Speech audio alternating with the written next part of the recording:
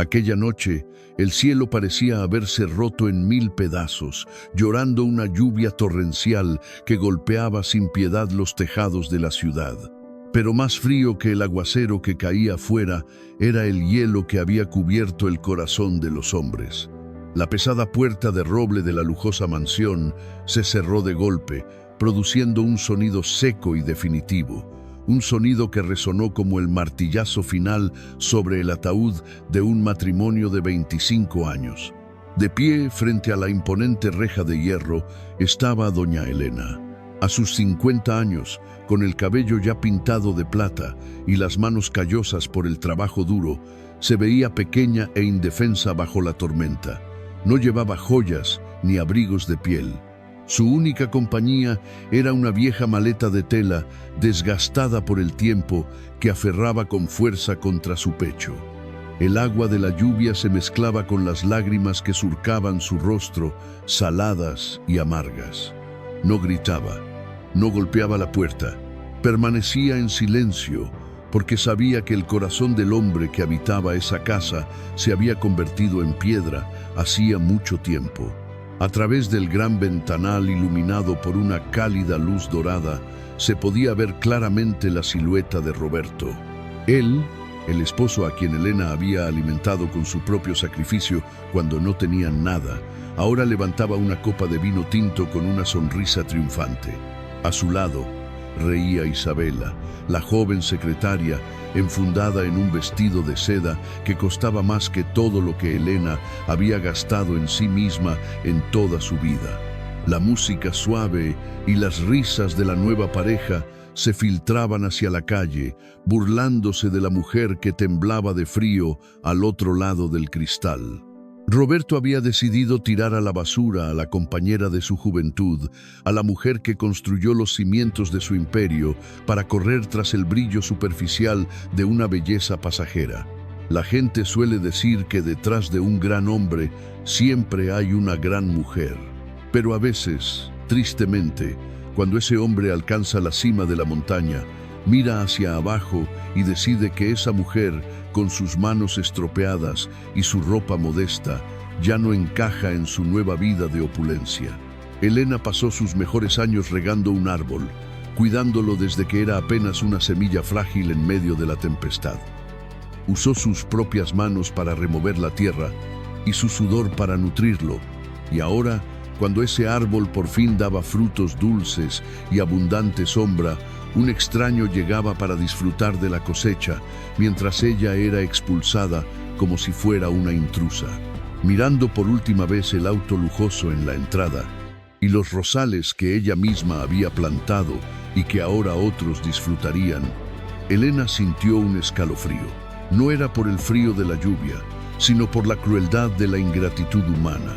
Se preguntaba en silencio, ¿acaso Dios está viendo esto? ¿Por qué el sacrificio se paga con traición? ¿Por qué la bondad es pisoteada por la ambición? Pero, queridos amigos, la vida es un círculo perfecto y Dios tiene una memoria eterna. Él nunca duerme. Roberto cree que esta noche ha ganado su libertad y su felicidad absoluta. Cree que al echar a su vieja esposa a la calle se ha librado de una carga del pasado, pero se equivoca. No sabe que lo que acaba de expulsar de su casa no es una mujer simple, sino la bendición más grande que tenía en su vida. Y cuando la bendición se va por la puerta, la desgracia entra por la ventana. Elena dio media vuelta y comenzó a caminar, su figura desvaneciéndose lentamente en la oscuridad de la noche. Se iba con las manos vacías, sin un centavo en el bolsillo. Pero en esa vieja maleta llevaba algo mucho más poderoso que todo el dinero del mundo, su fe inquebrantable y una conciencia limpia. La historia de esta mujer despreciada y el precio que pagará aquel que la traicionó será la prueba más clara de la ley de la siembra y la cosecha. Porque quien siembra vientos inevitablemente recogerá tempestades. Y la tormenta para Roberto, aunque él aún no lo sepa, apenas acaba de comenzar.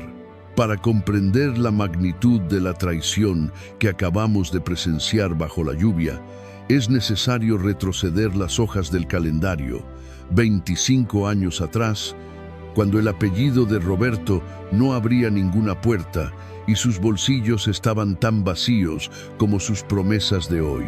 En aquel entonces no existía la mansión, ni los autos de lujo, ni el vino importado.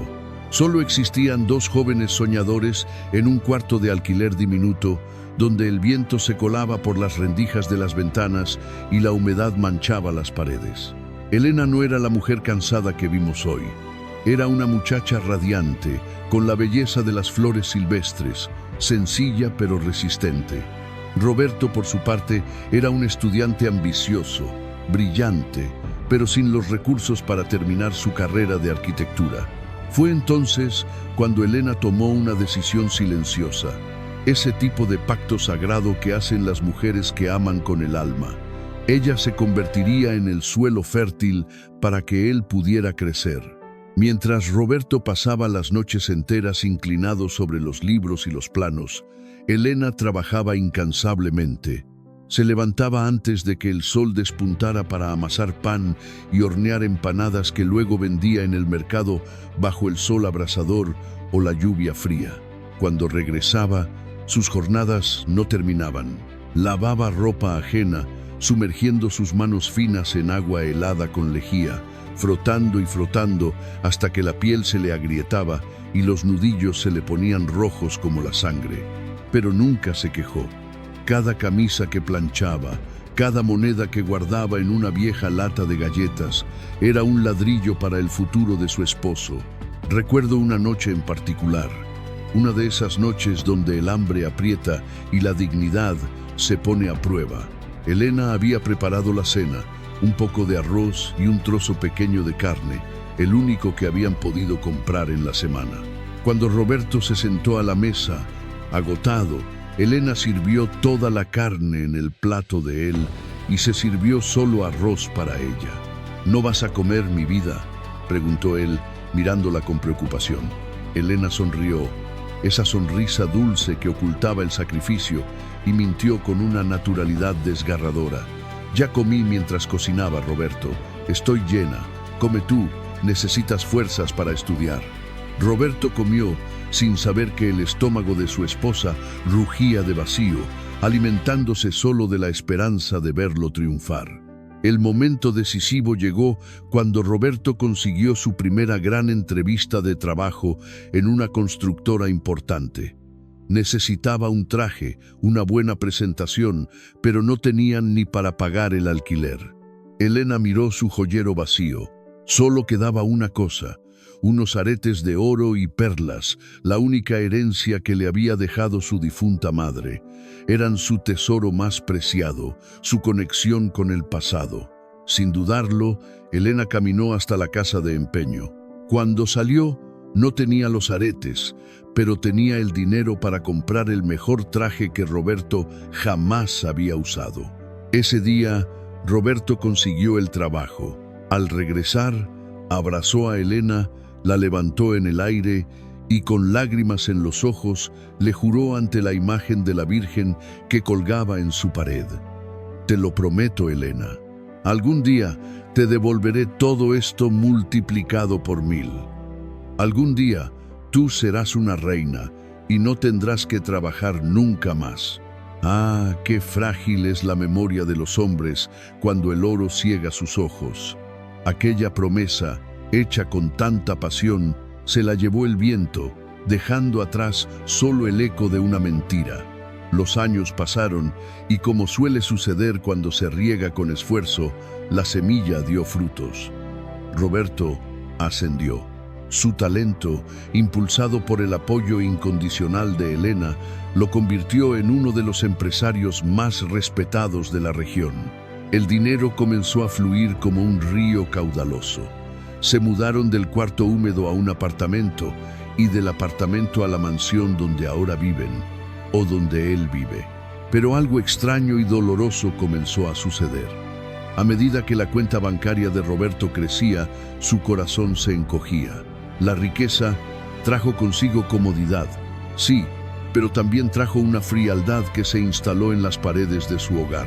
Elena seguía siendo la misma, humilde, ahorrativa, temerosa de Dios.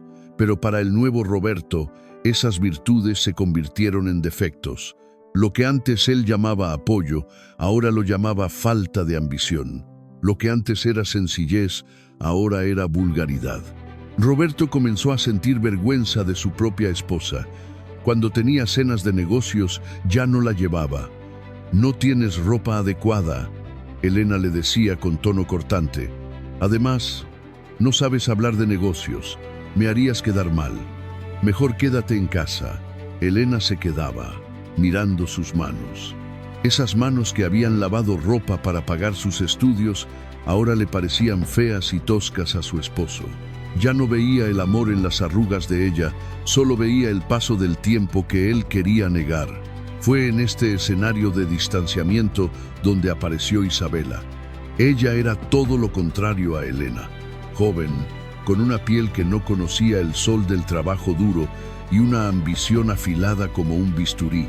Entró a la empresa como secretaria, pero sus ojos estaban puestos en el puesto de señora de la casa. Isabela era inteligente, sabía exactamente qué decirle a Roberto para inflar su ego. Le celebraba sus chistes, le alababa su inteligencia y sobre todo le hacía sentir joven de nuevo. Isabela usaba perfumes caros que mareaban a Roberto, haciéndole olvidar el olor a hogar, a guiso limpio y a ropa planchada que emanaba de Elena. La comparación era cruel y constante en la mente de Roberto. Miraba las manos de Isabela, con su manicura perfecta y uñas pintadas de rojo, y luego recordaba las manos de Elena, con las uñas cortas y la piel reseca por los detergentes. «Te mereces algo mejor», Roberto le susurraba a Isabela en la oficina, rozando su brazo. «Un hombre de tu posición necesita a una mujer que brille a su lado, no una que lo apague. Tu esposa. Bueno, ella pertenece a tu pasado, a la época en que eras pobre. Yo soy tu presente y tu futuro». Esas palabras eran veneno dulce. Roberto, embriagado por la vanidad y la crisis de la mediana edad, comenzó a creer que Elena era, en efecto, un lastre. Olvidó que el edificio de su éxito se sostenía sobre los cimientos que Elena había construido con su propia vida. Comenzó a llegar tarde, a inventar viajes de negocios, a esconder su teléfono. La distancia se convirtió en un abismo. En casa, Elena sentía el cambio. Las mujeres tienen una intuición que Dios les dio para proteger el nido y ella sabía que algo se estaba rompiendo. Intentaba agradarlo, cocinando sus platos favoritos, pero él los rechazaba diciendo que tenían demasiada grasa. Intentaba arreglarse, pero él ni siquiera la miraba. La sombra de la traición ya estaba dentro de la casa, sentada a la mesa con ellos, devorando los restos del amor que una vez se juraron eterno. El escenario estaba listo para el golpe final, ese que dolería más que cualquier herida física, el desprecio total. El veneno de la ambición es lento, pero letal. Isabela no se conformaba con ser la amante en las sombras, ella quería el trono. Como una serpiente astuta, comenzó a tejer una red de mentiras alrededor de Roberto, susurrándole al oído cada vez que él se sentía vulnerable. «Roberto, cariño», le decía, mientras revisaban documentos. «La gente murmura. Dicen que es una pena que un hombre tan poderoso como tú tenga una esposa que parece, bueno, tu empleada doméstica. Eso daña tu imagen. Los inversores quieren ver juventud, vitalidad. Elena es un ancla que te mantiene atado al pasado y tú necesitas alas para volar más alto». Además, hacía una pausa teatral. «Ella nunca te dio el hijo varón que tanto querías para heredar este imperio, ¿verdad?». Aquello fue la estocada final. Roberto, cegado por el ego, comenzó a ver enemigos donde solo había amor. Llegaba a casa y todo le molestaba. Si la casa estaba limpia, decía que olía demasiado a desinfectante. Si Elena le preguntaba cómo le había ido, él le gritaba que no lo interrogara, que ella no entendería sus problemas de alto nivel. La culpaba de su propio estrés, de su insatisfacción e incluso de sus propios fracasos morales. El punto de quiebre llegó en una fecha que debería haber sido sagrada, el 25º aniversario de bodas, las bodas de plata. Ese día, Elena se levantó al amanecer. A pesar del desprecio que recibía, su corazón noble aún guardaba esperanza. Pasó todo el día en la cocina, preparando con sus propias manos el plato favorito de Roberto, un estofado de cordero con la receta secreta de su abuela, ese que él solía devorar con gusto cuando eran pobres. Puso la mesa con el mejor mantel, encendió 2 velas y se puso el vestido azul que Roberto le había regalado hacía 10 años, el único que aún le quedaba bien. Cuando Roberto llegó, traía el rostro endurecido, no traía flores, no traía un beso. Se sentó a la mesa, miró la comida con asco y luego miró a Elena, que sonrientes esperaba un feliz aniversario. «Tenemos que hablar», Elena, dijo él, con una voz tan fría que apagó la llama de las velas. Elena sintió un nudo en el estómago. «Claro, Roberto, pero primero cena. Hice tu favorito». Roberto golpeó la mesa con la mano. «Basta. Estoy harto de tus estofados y de tu vida mediocre». Metió la mano en su maletín de cuero y en lugar de un regalo de plata, sacó un sobre manila grueso y lo lanzó sobre el plato de comida. El sobre resbaló y cayó abierto, revelando el título en letras negras y crueles. «Demanda de divorcio. Quiero que te vayas», Elena sentenció, sin mirarla a los ojos. «Ya no te amo. He encontrado a alguien que sí está a mi altura, alguien joven, culta, que me entiende. Isabela será mi esposa. Tú ya cumpliste tu ciclo. Firma esto. Te daré una pequeña pensión para que sobrevivas, pero la casa, la empresa y las cuentas se quedan conmigo. Mis abogados se han asegurado de que no puedas reclamar nada importante». El silencio que siguió fue ensordecedor. Elena no lloró en ese instante. El dolor era tan profundo que las lágrimas se habían secado antes de salir. Miró al hombre que tenía enfrente y se dio cuenta de que el Roberto que ella amaba había muerto. Frente a ella solo había un extraño con un traje caro y un alma barata. Elena tomó el bolígrafo con una mano temblorosa, pero no por miedo, sino por la sacudida de su propia alma rompiéndose. No discutió, no gritó, no le echó en cara los años de juventud perdidos, ni las noches de hambre, ni los aretes de su madre empeñados. Sabía que cualquier palabra de honor rebotaría contra el muro de egoísmo de Roberto. «Está bien», Roberto dijo con una voz suave, casi un susurro. «Si tu felicidad ya no está a mi lado, no seré yo quien te ate. Pero recuerda una cosa, Dios es testigo de lo que fuimos y de lo que hoy destruyes». Firmó los papeles. Roberto, impaciente, casi se los arrebató de la mano como si temiera que ella se arrepintiera. «Puedes llevarte tus cosas personales». Pero nada de valor, advirtió él, mezquino hasta el final. Elena subió a la habitación que había compartido con él, abrió el armario, ignoró los pocos vestidos de fiesta que él le había comprado por obligación, ignoró las joyas de fantasía, sacó de debajo de la cama una vieja maleta de tela, la misma que habían usado cuando se mudaron a la ciudad hace décadas. ¿Y qué pone una mujer en su maleta cuando su vida entera se desmorona? Elena no empacó odio, empacó dignidad. Primero tomó su Biblia, un libro con las tapas desgastadas y las hojas amarillentas, subrayada en 1000 pasajes donde había buscado consuelo en las noches de soledad. Esa era su brújula. Segundo, fue a la cocina y tomó un objeto que para Roberto era basura, pero para ella era oro. El cuaderno de recetas de la abuela. Era un cuaderno escolar, manchado de aceite y harina, con la caligrafía temblorosa de sus antepasados. Allí estaban los secretos de la sazón que habían alimentado a generaciones, las fórmulas mágicas para convertir ingredientes simples en manjares que curan el alma. ¿Eso es todo lo que te llevas? ¿Un libro viejo y un cuaderno sucio?, preguntó Roberto con burla cuando la vio bajar las escaleras. Elena se detuvo en el umbral de la puerta, se giró lentamente y lo miró con una compasión que a él le resultó insoportable. Me llevo lo único que es verdaderamente mío, Roberto. Me llevo mi fe y mi herencia, el dinero, la casa, los autos, todo eso se queda aquí. Porque esas cosas se pueden comprar, pero lo que yo llevo en esta maleta y lo que llevo en mi corazón no tiene precio. Y tú te quedas con todo, pero en realidad te quedas sin nada. Abrió la puerta y la tormenta la recibió.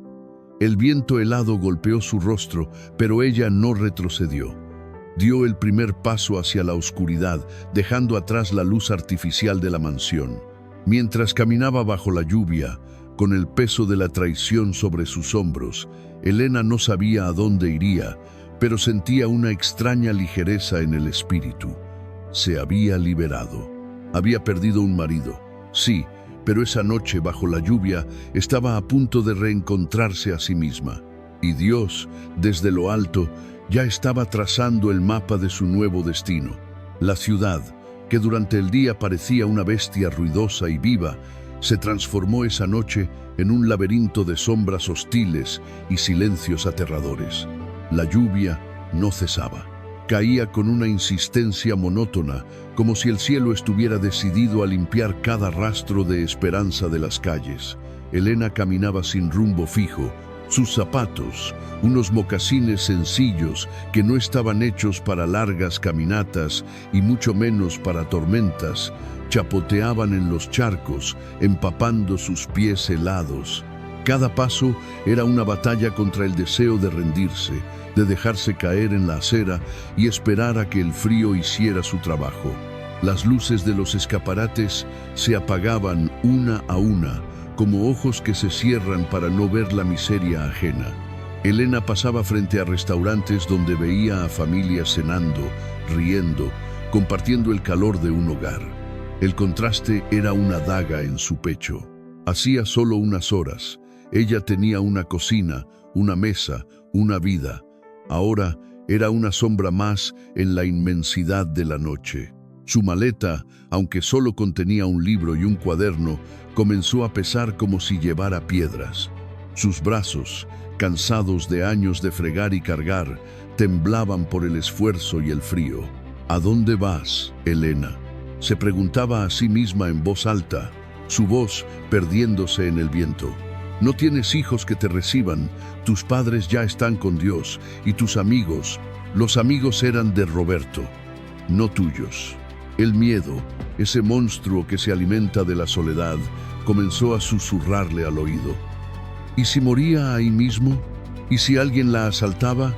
¿Quién reclamaría su cuerpo? La desesperación comenzó a nublar su vista más que la lluvia. Fue entonces, cuando sus piernas estaban a punto de fallar, que vio la silueta de una iglesia antigua al final de la calle. Era la iglesia de San Judas Tadeo, el patrón de las causas difíciles. Las enormes puertas de madera estaban cerradas, pero el arco de la entrada ofrecía un pequeño refugio seco contra el aguacero. Elena subió los escalones de piedra, resbaladizos por el musgo y el agua, y se derrumbó bajo el pórtico. Se sentó en el suelo duro, abrazando sus rodillas contra el pecho para conservar el poco calor corporal que le quedaba. El silencio allí era diferente. No era hostil, era solemne. Sacó de su maleta la Biblia vieja. Estaba demasiado oscuro para leer, pero sus dedos conocían de memoria la textura de la cubierta desgastada. La apretó contra su corazón, buscando sentir una conexión, una señal. «Dios mío». Lenu, su voz se quebró en un sollozo seco, doloroso. «Dios mío, estás ahí». Elena levantó la vista hacia la puerta cerrada del templo. No había respuesta, solo el sonido del trueno lejano. «Señor, te he servido toda mi vida. He sido una esposa fiel. He aguantado desprecios. He mordido mi lengua para no causar discordia. He trabajado hasta sangrar. Es este mi pago, dormir como un perro en la puerta de tu casa». La amargura quiso echar raíces en su garganta. Era fácil odiar en ese momento, era fácil maldecir a Roberto, a Isabela, al mundo entero. Pero entonces, Elena recordó una frase que su madre le decía: «El oro se prueba en el fuego, y la fe se prueba en el silencio de Dios.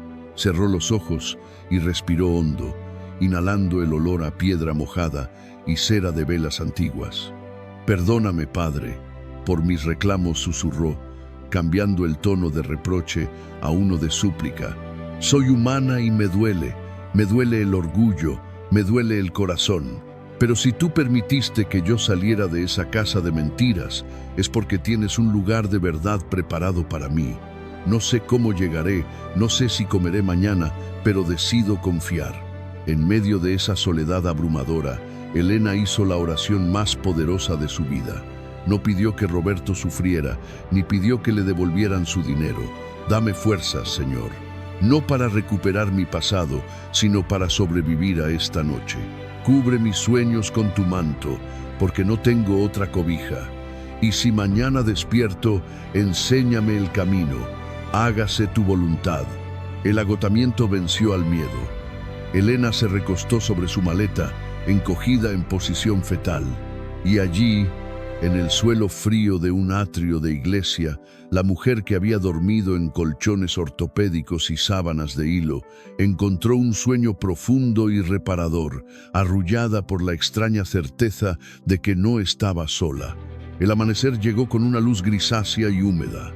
La lluvia había cesado, dejando tras de sí charcos que reflejaban el cielo nublado. El sonido de las campanas de la iglesia, llamando a la misa de las 6, despertó a Elena. Al intentar moverse, un gemido escapó de sus labios.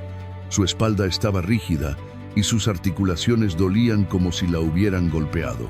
Se levantó con dificultad, alisando su falda arrugada con las manos, intentando recuperar un poco de compostura. Tenía sed y un hueco en el estómago que le causaba náuseas. Revisó los bolsillos de su abrigo. Unas pocas monedas y un billete de baja denominación. Era todo su capital. Caminó por las calles que empezaban a despertar. El olor a café y pan recién horneado salía de una panadería cercana, un aroma que la atrajo como un imán. Entró con timidez, sintiendo que todos la miraban por su aspecto desaliñado. Compró un bolillo grande, caliente y crujiente, y salió rápidamente. Se sentó en una banca de parque, todavía húmeda por la lluvia, dispuesta a devorar su único sustento. El calor del pan en sus manos era el único consuelo físico que tenía.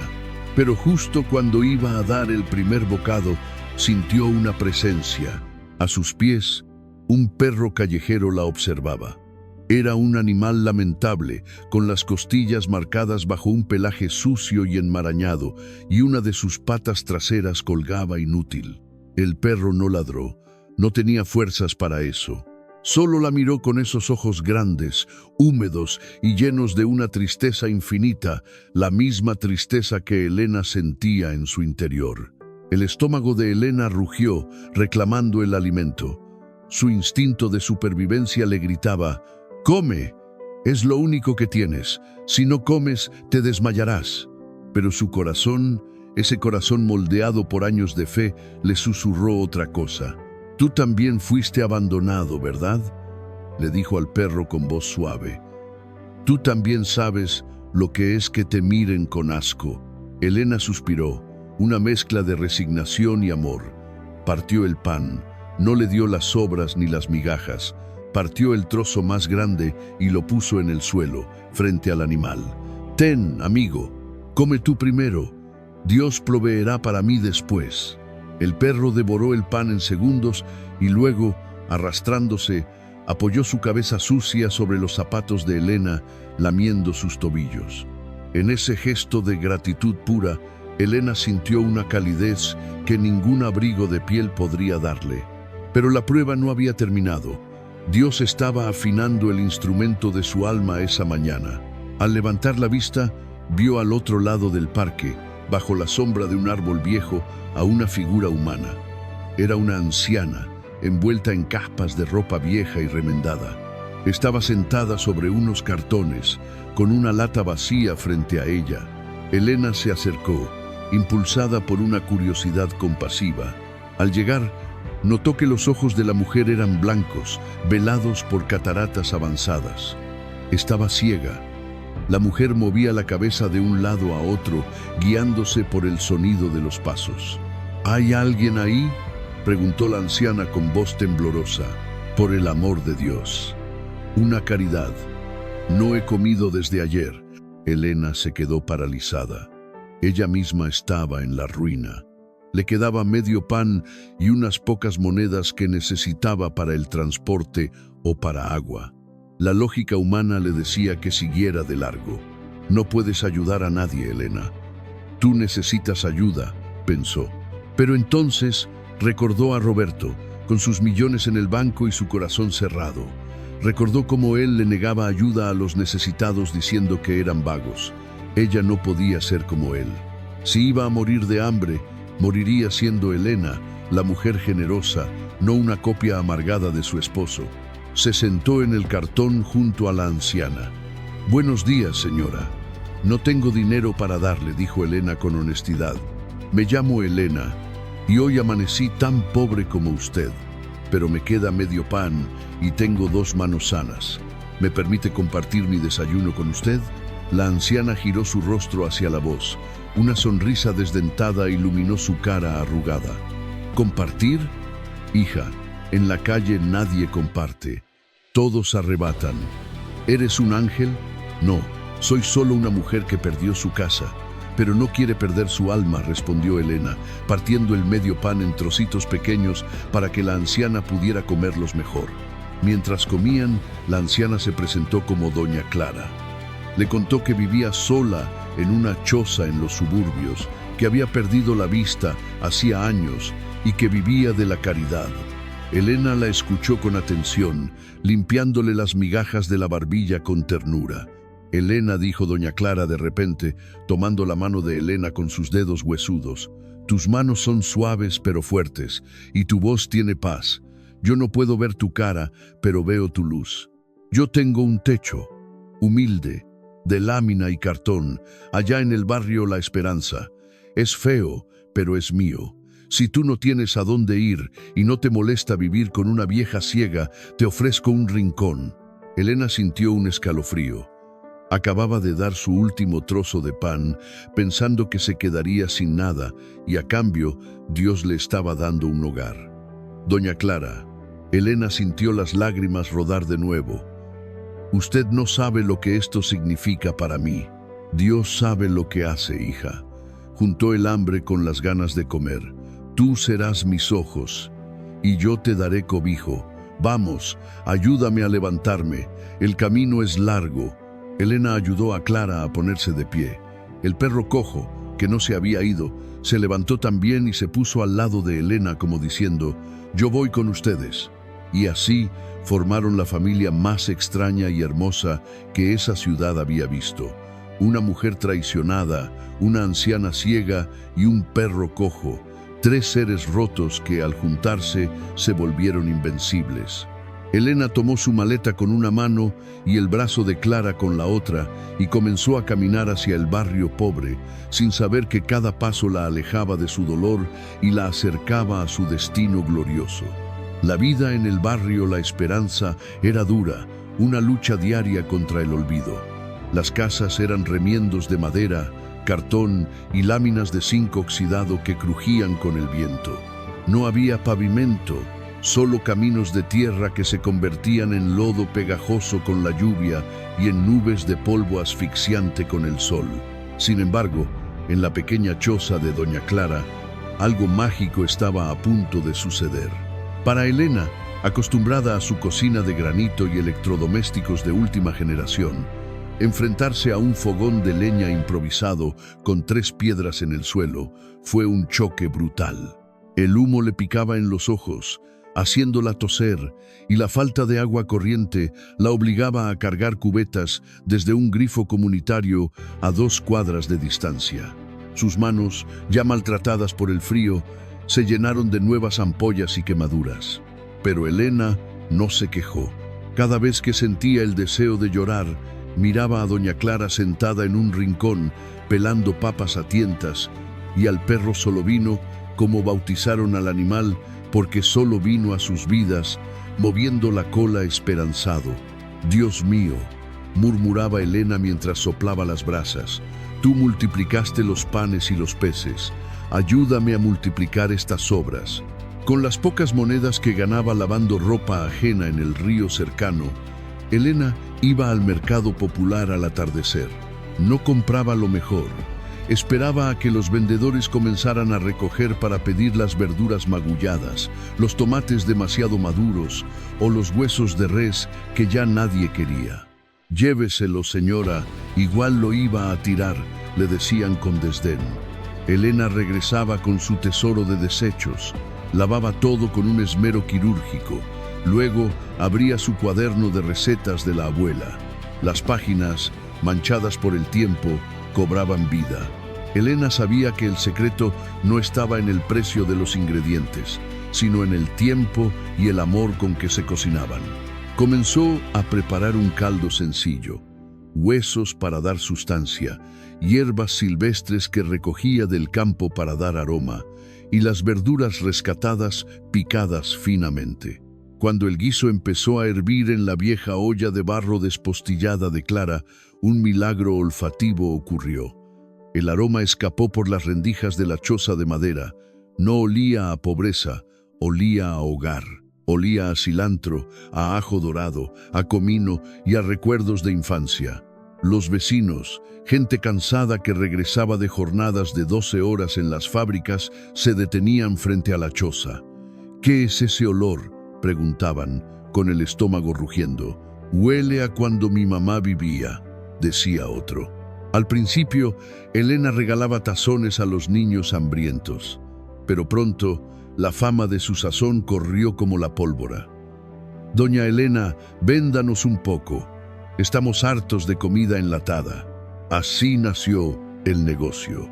Sin letreros, sin mesas, solo gente sentada en piedras o en el suelo, sosteniendo tazones humeantes, cerrando los ojos al probar el primer bocado y sintiendo cómo el calor les devolvía el alma al cuerpo.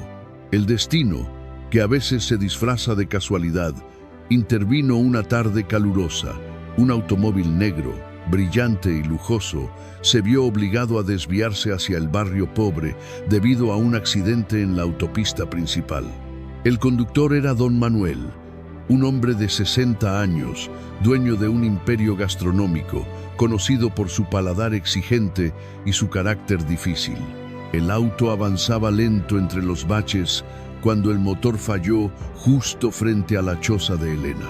Mientras el chofer revisaba el motor, don Manuel bajó la ventanilla, molesto por el calor y el polvo.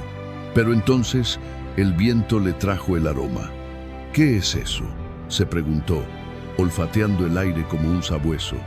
Ese olor lo transportó instantáneamente a la cocina de su abuela en un pueblo olvidado de España hacía 50 años. Guiado por sus sentidos, el elegante empresario caminó, manchando sus zapatos italianos de polvo hasta llegar a la fila de gente humilde. Vio a Elena, sudorosa, con el cabello recogido en un pañuelo, sirviendo con una sonrisa radiante. «Señora», dijo don Manuel, interrumpiendo la fila, «¿qué está cocinando?» «Sopa de huesos y verduras, señor. ¿Gusta probar?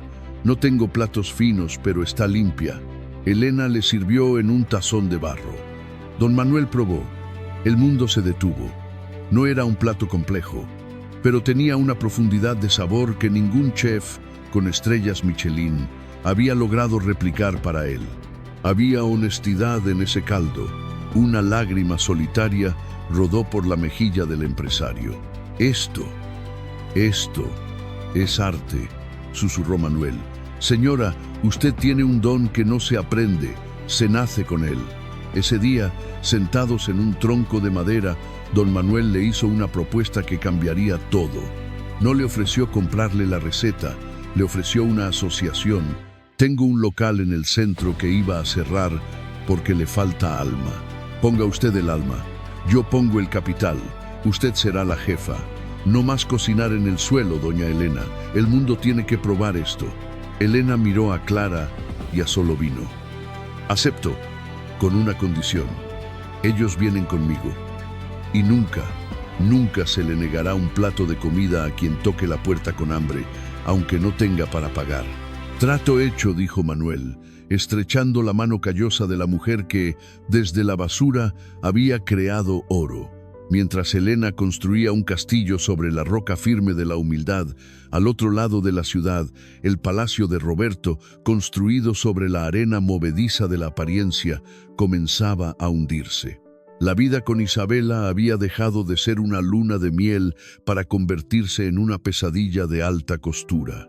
Al principio, Roberto se sentía rejuvenecido por la energía de ella, pero pronto descubrió que esa energía era un torbellino destructivo. Isabela no buscaba un compañero, buscaba un patrocinador. La mansión, que bajo el cuidado de Elena siempre fue un santuario de paz y orden, ahora parecía un hotel de paso. Siempre había gente extraña. Amigos de Isabela, influencers, parásitos sociales que bebían el whisky de etiqueta azul de Roberto y se reían de sus chistes solo porque él pagaba. La música estaba siempre demasiado alta y el desorden reinaba. Roberto llegaba cansado de la oficina, anhelando silencio, y encontraba fiestas improvisadas.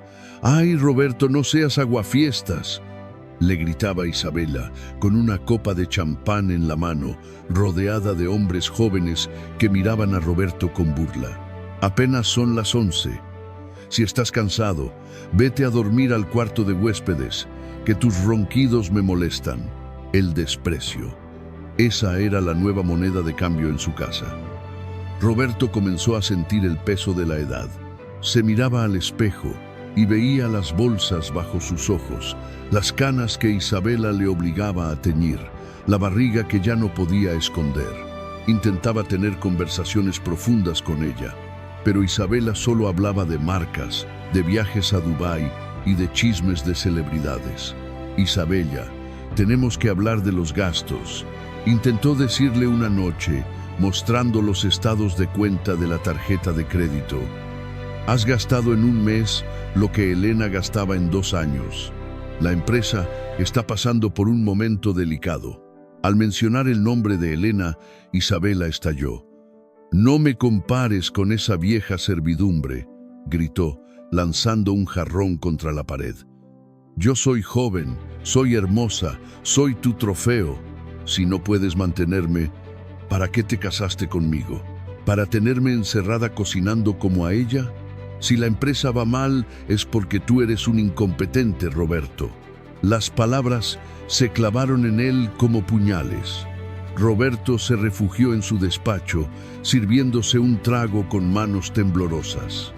En el silencio de esa habitación, la imagen de Elena le vino a la mente. Recordó cómo ella le masajeaba los hombros cuando estaba tenso, cómo le preparaba té de tila, cómo escuchaba sus problemas laborales y le daba consejos prudentes y llenos de sabiduría, aunque no tuviera títulos universitarios. ¿Qué he hecho?, pensó Roberto por primera vez con claridad. Cambié un diamante por un pedazo de vidrio que brilla mucho pero corta. Pero el verdadero desastre no estaba en la casa, sino en la empresa. Isabela, con sus encantos de serpiente, había convencido a Roberto de despedir a su contador de confianza de toda la vida, don Jacinto, alegando que era viejo y anticuado. En su lugar, impuso a su primo, un tal Ricky, un tipo con trajes brillantes y sonrisa falsa que prometía modernizar las finanzas. Roberto, cegado por el deseo de complacerla y evitar peleas, aceptó. Fue su sentencia de muerte. Ricky no era un financiero, era un estafador. Mientras Roberto se distraía intentando salvar su matrimonio fallido, Ricky comenzó a desviar fondos millonarios a cuentas en paraísos fiscales. Se firmaban contratos fantasmas, se pedían préstamos bancarios a nombre de la empresa para proyectos inexistentes. La tormenta perfecta se estaba formando. Los cimientos de la vida de Roberto estaban podridos, carcomidos por la negligencia y la lujuria. Él creía que tenía el control, pero en realidad era el capitán de un barco que ya tenía el casco roto, navegando directo hacia un iceberg mientras la orquesta seguía tocando en la cubierta para entretener a una mujer que sería la primera en saltar al bote salvavidas. El karma no llega con ruido de trompetas, llega en silencio, acumulando facturas, hasta que un día toca a la puerta para cobrarlo todo de una sola vez. Y ese día estaba peligrosamente cerca. La caída de Roberto no fue un deslizamiento suave, fue un derrumbe estrepitoso. En cuestión de semanas, los acreedores cayeron sobre él como buitres sobre un cadáver. El banco embargó la mansión, los autos de lujo y hasta los muebles. Roberto se vio obligado a salir de su propia casa, tal como había obligado a Elena, pero esta vez no había dignidad en su partida, solo vergüenza pública. Los amigos del club de golf no contestaban sus llamadas. Las puertas que antes se abrían solas, ahora se cerraban en sus narices. El estrés y la angustia le pasaron una factura física devastadora. Una tarde, mientras discutía con un abogado que le confirmaba que estaba en la bancarrota total, Roberto sintió un estallido en la cabeza. Su visión se nubló y cayó al suelo. Despertó en un hospital público, solo. Había sufrido un derrame cerebral leve que le dejó secuelas permanentes. Arrastraba la pierna derecha al caminar y una mueca torcida en la boca le dificultaba el habla. Sin dinero para terapias ni medicinas y sin un techo bajo el cual cobijarse, el gran empresario Roberto se convirtió en una sombra de lo que fue. Terminó viviendo en la calle, durmiendo sobre cartones en los mismos parques que solía ignorar. La vida en la intemperie era cruel. El frío de la noche le recordaba la frialdad con la que trató a Elena. El hambre, ese dolor constante en el estómago, le traía a la memoria aquella noche en que ella le cedió su porción de carne. «Dios mío, ¿qué he hecho?», lloraba Roberto en la oscuridad, acurrucado bajo unos periódicos viejos. «Ella me dio su vida y yo la pagué con desprecio. Ahora entiendo lo que es tener frío y que nadie te abrigue. Ahora entiendo lo que es la soledad». Su ropa, antes impecable, ahora estaba sucia y raída. La gente pasaba a su lado y se apartaba con asco, tapándose la nariz. Roberto, el hombre que juzgaba a su esposa por su apariencia humilde, ahora era la imagen misma de la miseria. El karma no solo le había quitado su dinero, le había quitado su soberbia, dejándolo desnudo frente a su propia conciencia. Un día, mientras hurgaba en la basura cerca de un mercado buscando algo de comer, Roberto escuchó una conversación entre dos señoras que cargaban bolsas de mandado.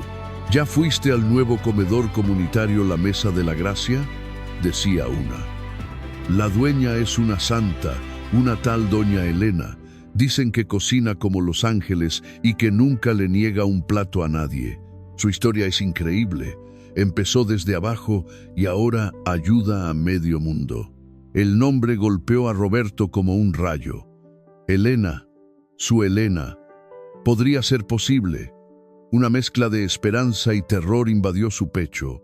Quería verla, quería saber si estaba bien, pero al mismo tiempo sentía que moría de vergüenza solo de pensar en presentarse ante ella en ese estado.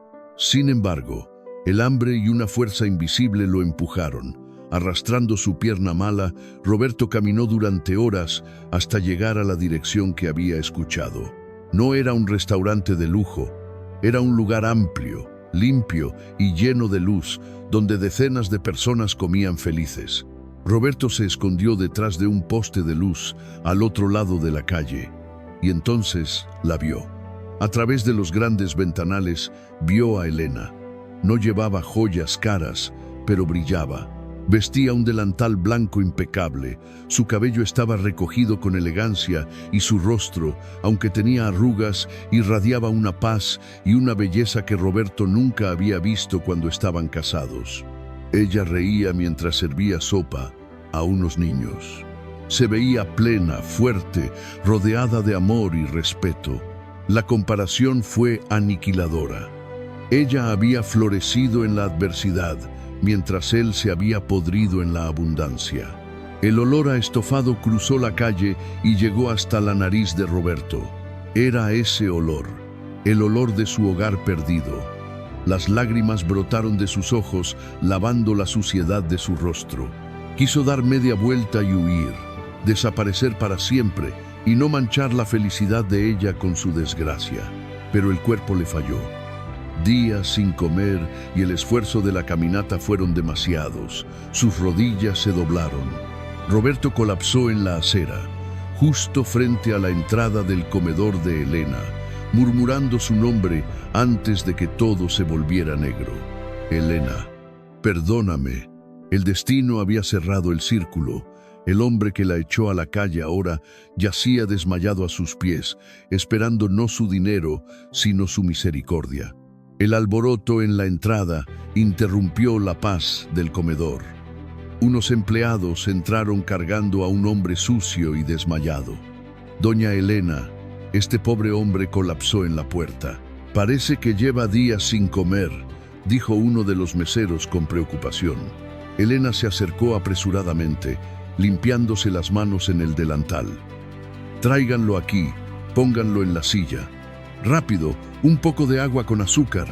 Cuando Elena se inclinó para limpiar el rostro del mendigo con un paño húmedo, se detuvo en seco. A pesar de la barba descuidada, de la suciedad y de las marcas profundas del sufrimiento, ella reconoció esos rasgos. Su corazón dio un vuelco violento en el pecho. No era un desconocido. Era Roberto. El hombre que una vez fue el amor de su vida, el hombre que la juró proteger y luego la desechó, estaba ahora allí, inerte y derrotado bajo su propio techo. Por un segundo, los recuerdos dolorosos de aquella noche lluviosa inundaron su mente. El desprecio, la risa de Isabela, la puerta cerrándose, la tentación humana de sentir satisfacción por la justicia divina apareció, pero Elena, mujer de oración, la rechazó de inmediato. Respiró hondo y miró hacia el cielo. Gracias, Señor, por traerlo de vuelta. No para mi venganza, sino para tu gloria, susurró. Roberto abrió los ojos lentamente. Lo primero que vio fue el rostro de Elena, pero no la Elena triste que recordaba, sino una mujer iluminada por la compasión. Pensó que estaba soñando o que ya había muerto. «¿Elena?», preguntó con voz quebrada, intentando levantarse, pero la vergüenza lo clavó en la silla. «No, no me mires. Soy basura. No merezco estar aquí. Déjame morir en la calle. Es lo que me merezco». Elena no dijo nada. Se dio la vuelta, fue a la olla grande de barro y sirvió un tazón humeante de su famoso estofado de cordero. Regresó y puso el tazón frente a él, junto con una cuchara limpia. «Come, Roberto. Está caliente, como a ti te gusta». El aroma derrumbó la última barrera de orgullo de Roberto. Tomó la cuchara con su mano temblorosa y probó el caldo. Era el sabor del perdón. Roberto estalló en un llanto incontrolable, un llanto de niño arrepentido que sacudía todo su cuerpo. «Perdóname, Elena. Perdóname por todo el mal que te hice. Fui un ciego, un estúpido. Te cambié por nada y lo perdí todo. Mírame ahora». Elena se sentó frente a él y tomó sus manos sucias entre las suyas, cálidas y suaves. «Roberto, el rencor es un veneno que uno toma esperando que el otro muera. Yo ya no bebo de ese veneno. Dios me levantó del polvo para que yo pudiera levantar a otros. Te perdono.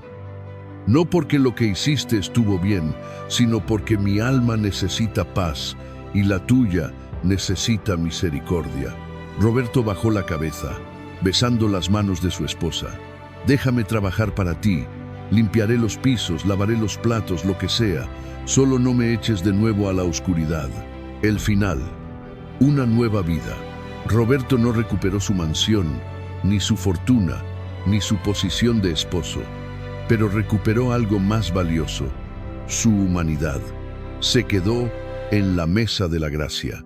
Con el tiempo, se convirtió en el jardinero y el encargado de mantenimiento. Se le veía cojeando por el jardín, cuidando con esmero las rosas que adornaban la entrada, las mismas rosas que una vez despreció. Cada día veía a Elena dirigir el lugar con amor. Ya no eran marido y mujer, eran dos almas que habían aprendido sus lecciones. Él, la lección de la humildad; ella, la lección de la fortaleza.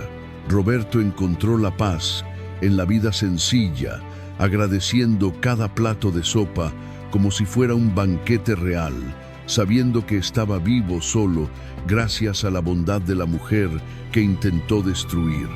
Reflexión final. Otro. Y así termina esta historia, queridos amigos. La vida de Roberto y Elena es un espejo donde todos podemos mirarnos.